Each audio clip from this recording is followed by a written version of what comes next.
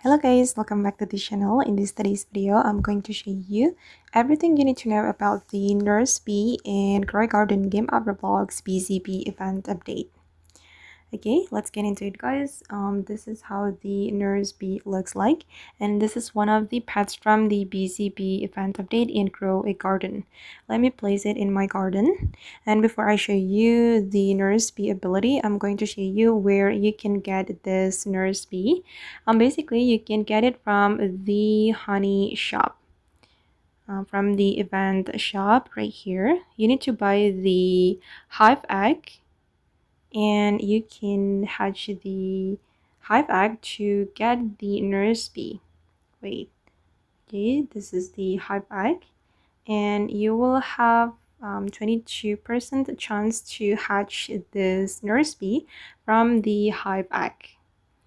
Okay, and you can only place the pet in your main garden.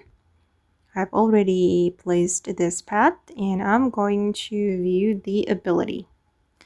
Okay, every 9 minutes grabs a pollinated fruit and gives it to another pet, and the pet gets either 400 XP or 13% restored hunger.